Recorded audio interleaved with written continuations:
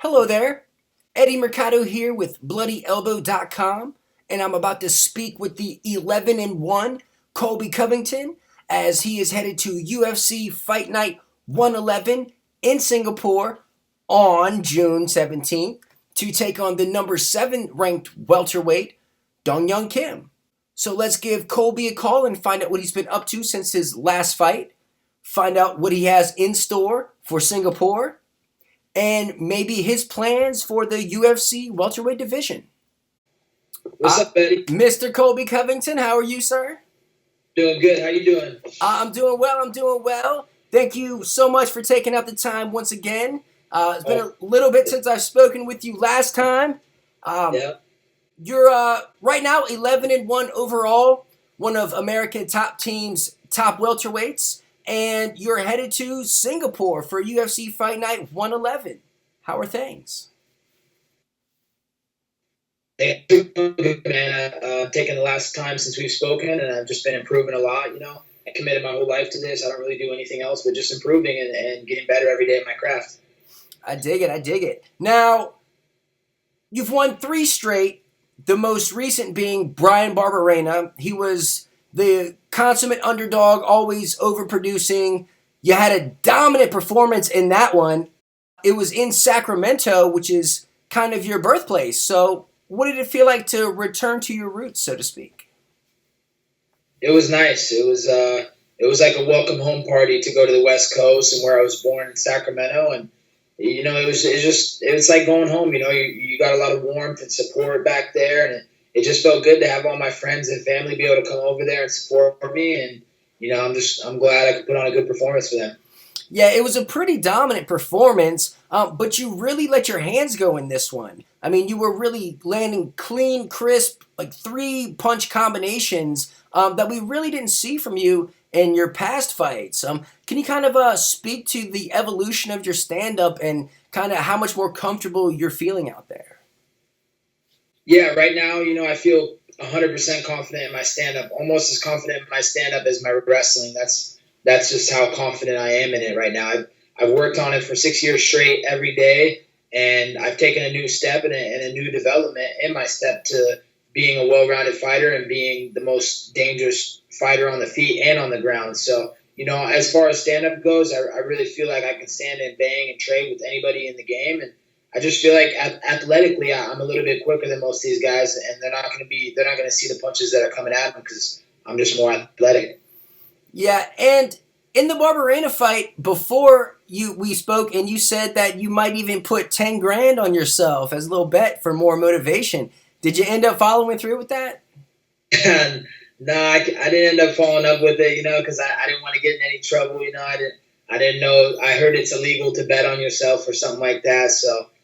Okay, so for 2017, we have new unified rules, we have new judging criteria, and it seems like it would really cater to your style more. You kind of have this dominating style. What do you think of the new rules, and do you think you would be picking up more 10-8 rounds? I haven't really looked up into the rounds too much. I'm just focusing on dominating fights. It doesn't matter what the rules are. At the end of the day, a fight's a fight, and I'm going in there to dominate and beat this dude to the ground. So, I haven't really looked or seen what the new rules are, but, I'm just focused on just dominating every aspect of the fight, and I'm going to do everything, that they say to do. Don't hit the back of the head. Don't, no eye gouging, no this and that. I'm going to always fight within the rules, but I'm just focused on dominating. Yeah, and, the new 10-8s that are being handed out more liberally, I mean, judging a fight can be really difficult. I mean, look at George Masvidal versus Damian Maia. I mean, what a crazy, crazy fight to score. Like, I scored a 30-27 Masvidal. The judges saw it for Maia. No one's really wrong there. What did you think of that fight? I thought George got the nod. I think he should have had the nod. At the end of the first round, you could see when Maia got up, he was wobbled.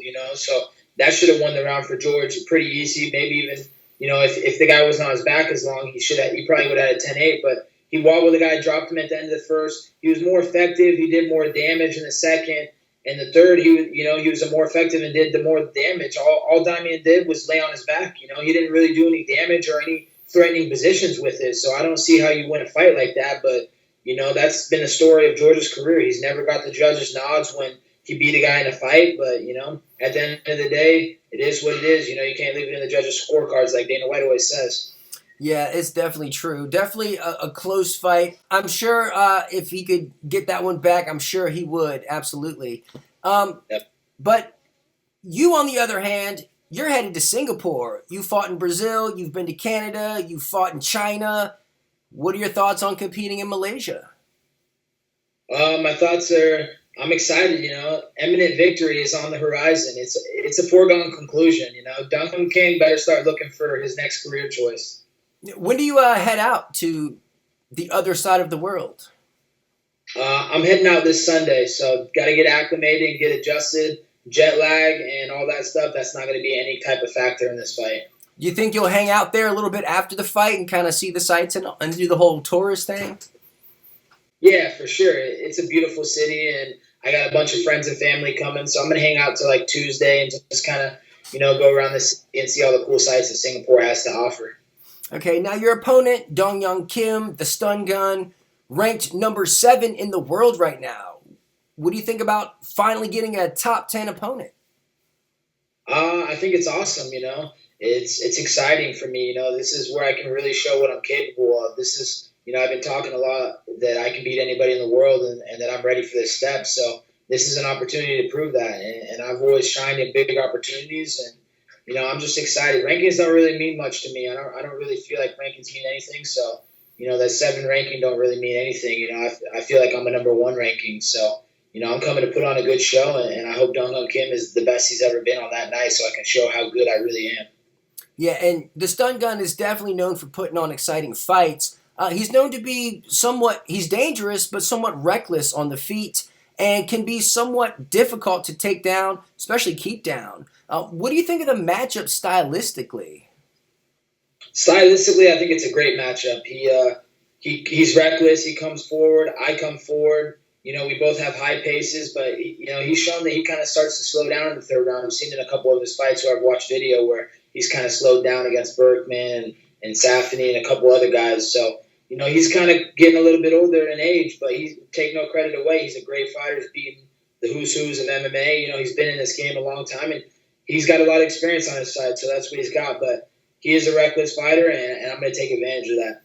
Yeah, definitely a top flight opponent. He's only lost to Damian Maia, Carlos Condit, and Tyron Woodley, and that's a pretty, there is no shame in losing to those guys whatsoever. You, on the other hand, you've taken every single one of your opponents down. You think this will be no different? Is the stun gun going to hit the mat? For sure, the stun gun is going to hit the mat. He's a great judo guy. He's got great judo, but, like in the wrestling world, what we say, the judo guys are just the leftover wrestlers that couldn't make the wrestling team. So he's definitely thematic. I see that. I dig it. Now, how's training camp going? Of course, American Top Team, as we see.